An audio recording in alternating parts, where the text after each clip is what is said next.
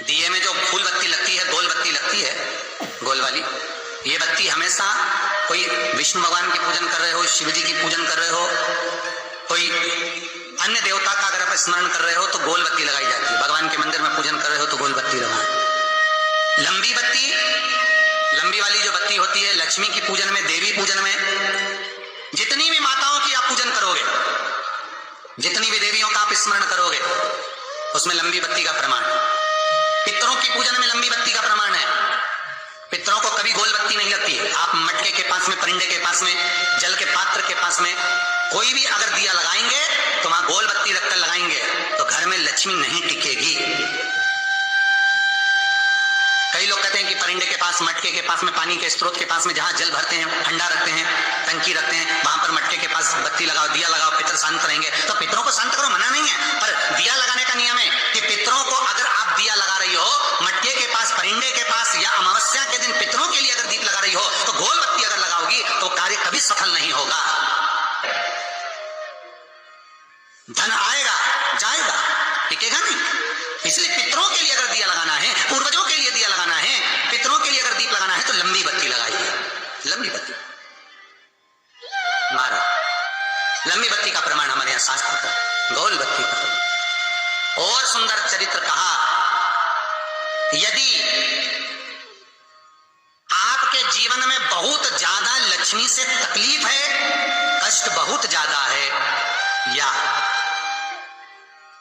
इसलिए शायद कहा जाता है कि भगवान को सर्वश्रेष्ठ कौन सा चंदन अच्छा लगता है।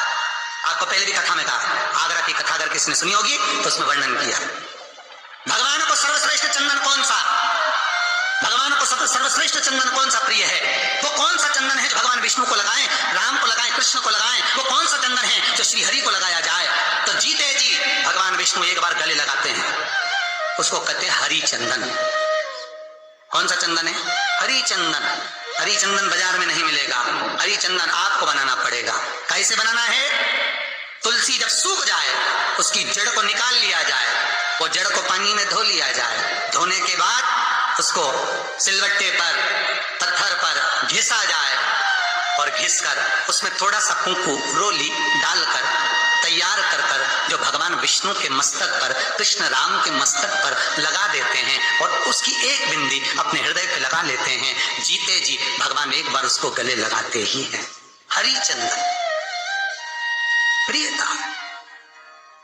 जैसे शिव महापुराण में रुद्र चंदन का भाव है,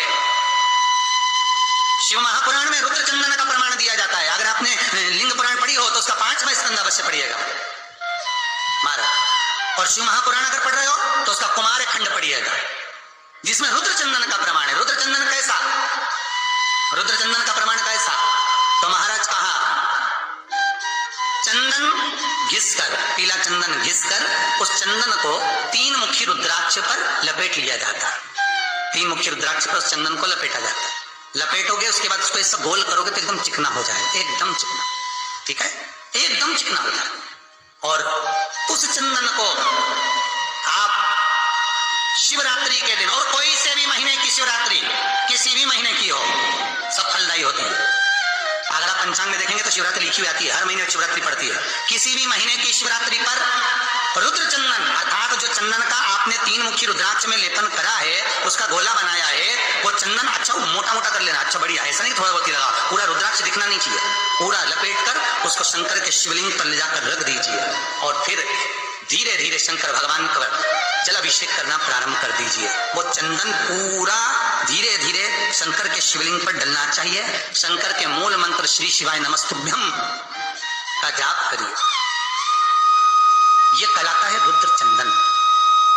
इस चंदन के अभिषेक से महाराज जो काम नहीं होता आप कर कर उस कार्य को प्राप्त कर सकते, सिद्ध कर सकते। रुद्र चंदन, हरि चंदन, रुद्र चंदन, ये वो चंदन है जो जीवन का सुख प्रदान करने वाले, हरितत्व देने। मंगल है, राहु है, केतु है, दशा बेकार चल रही है, लक्ष्मी नहीं आ रही, कष्ट बहुत है, फैक्ट्रियां नहीं चल रही, कहीं मत जाओ, मेरे शिव की शरण में जाकर एक बार शिव महापुराण को पूरी सुनो। शास्त्र के हटकर कुछ नहीं बोलेंगे, जो शास्त्र सम्मत है, स्कंद पुराण में, विष्णु पुराण में, नर्मदा पुराण में,